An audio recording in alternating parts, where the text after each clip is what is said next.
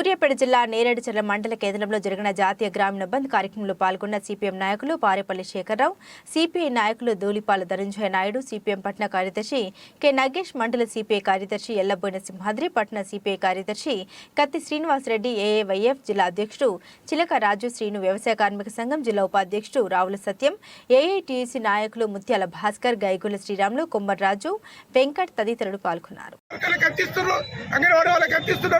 ఇతర కాంట్రాక్ట్ కార్మికులు పనిచేస్తున్న గవర్నమెంట్ సెక్టర్ లో పనిచేస్తున్న వారు ఉద్యోగస్తులకు ఎంత ఇస్తున్నారంటే అది కూడా జీతాలతో ఇచ్చి ఎట్టి షాకిలు చేయించుకుంటూ తప్ప ఇంకోటి కాదు.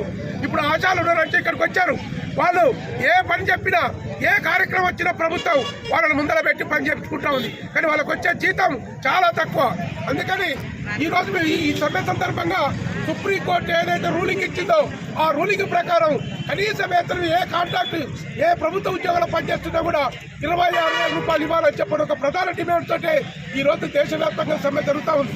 అందుకని మీరు వివిధ రంగాల్లో పనిచేస్తున్న కార్మికులు కానివ్వండి, అసంఘటిత రంగంలో పనిచేస్తున్న కార్మికులు కానివ్వండి, ఎక్కడ పనిచేస్తున్నా కూడా పనికి తగ్గ వేతనం ఇవ్వకుండా ఎట్టి చాకరీ చేయించుకుంటున్నారు. కాబట్టి ఖచ్చితంగా పనికి తగ్గ వేతనం అంటే సుప్రీంకోర్టు ఇచ్చిన రూలింగ్ని కనీసం 26,000 రూపాయలు ఇవ్వాలి, దాన్ని అమలు చేయాలని కేంద్ర ప్రభుత్వం మీద ఒత్తిడి తీసుకోవడం కోసమే ఈ రోజు దేశవ్యాప్తంగా సమ్మె జరుగుతూ ఉంది.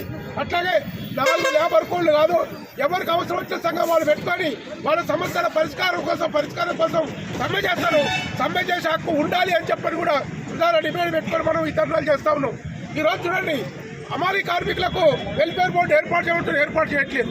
భవన నిర్మాణ కార్మికులకు వెల్ఫేర్ బోర్డు ఏర్పాటు చేయమని చెప్పినాం, ఏర్పాటు చేసిర్రు. ఇప్పటి వరకు కొద్దిగా గొప్ప లాభం జరిగింది. కానీ ఇప్పుడు ఆ వెల్ఫేర్ బోర్డుకు విడుదల చేసిన ఫండ్స్ ని వేరే ప్రభుత్వం డైవర్ట్ చేసుకుని వాడుకోవడం కోసం ప్రయత్నం చేస్తూ ఉంది. అట్లా కాకుండా ప్రతి సంఘానికి వెల్ఫేర్ బోర్డులు ఏర్పాటు చేసి వాళ్ళకి కొంత అమౌంట్ ఇచ్చి ఆ అమౌంట్ ను వాళ్ళ కోసమే ఉపయోగించాలని చెప్పిన ఒక ప్రధాన డిమాండ్ తోటి ఈరోజు దేశవ్యాప్తంగా జరుగుతూ ఉంది.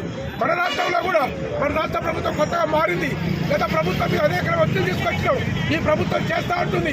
ఈ ప్రభుత్వం అంగన్వాడీ మీద, ఆశాల మీద, అసంఘటిత కార్మికుల మీద వేతనాలు పెంచి మేము ఆదుకుంటామని చెప్పి మన ఎన్నికల్లో అనేక రకమైన మాటలు ఇచ్చి అధికారులకు వచ్చారు.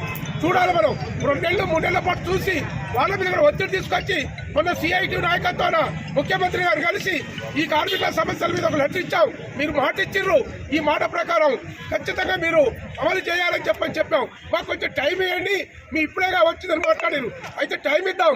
2 నెలలు 3 నెలలు చూసిన తర్వాత ఈ ప్రభుత్వ వైఖరి కూడా మనకు అర్థమైన తర్వాత ఖచ్చితంగా పోరాటం చేద్దామని చెప్పని రానున్న కాలంలో కార్మికుల సమస్యల మీద మరింత పోరాటాలు ఉధృతంగా అవబోతా ఉన్నాయి. దానికి మీరందరూ కూడా ఇదే విధంగా ఐక్యంగా ఉండి సమస్యల పరిష్కారం కోసం ఇతర వామపక్ష పార్టీలు సిఐటి పిలిపించిన దానికి మీరంతా కూడా సహకరించాలని చెప్పని, మీ భద్రత కోసం, ఉద్యోగ భద్రత కోసం, మీ కనీస వేతనం కోసం మీరు ఖచ్చితంగా కలిసి వచ్చి ఆ విధంగా ముందుకు రాబోయే పోరాటాల్లో అగ్రగామిలో ఉండాలని చెప్పని మీ అందరికీ పేరు పేరున ధన్యవాదాలు చెప్తా ఉన్నాను.